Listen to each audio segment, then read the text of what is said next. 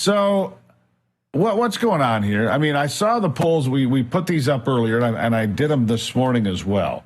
70% of the people 18 to 34 that are likely voters in America, 70% reject Joe Biden's handling of the situation in Gaza because he supports Israel.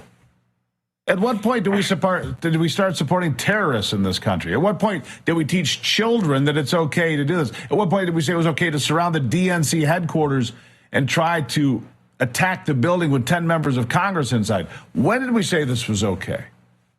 Well, I'm glad you put it the way you did, and it's almost a terrorist sympathizers, and I really do believe that this is a result of decades of anti-Western education, not even anti-Semitic, but it's really anti-Western, anti-imperialism education that our children are getting in K through 12.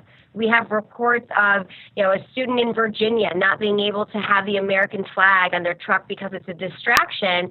And then you take it all the way to pre-education in Louisiana, where they're focusing on teaching children how to identify oppressors and oppressed and how that plays a role in the founding of our country.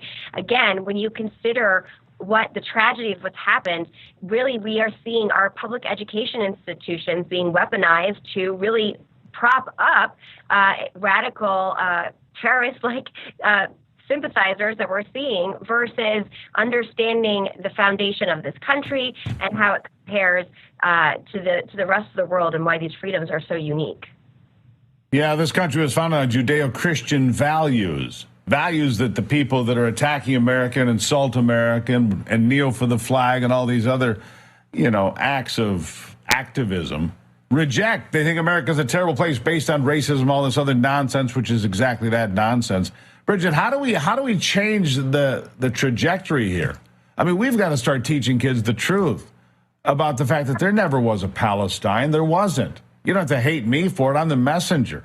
There were the Philistines, and there was Israel, and there were all these other parts in the British Mandate and all these different parts of history. But never was there a Palestine. And it should tell these young people, it should be instructed, that none of the neighbors of Gaza or those are willing to take in the Palestinian refugees. They don't want those folks in their country. Why? Because they consider too many of them to be dangerous. That's the bottom line, isn't it?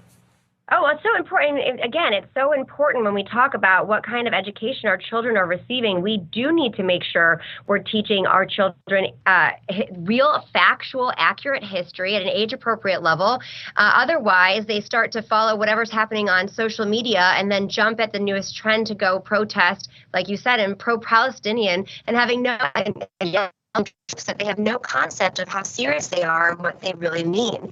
And actually, it makes me more disturbed when you consider these extreme views being so vocal and so they're so proud to hold them.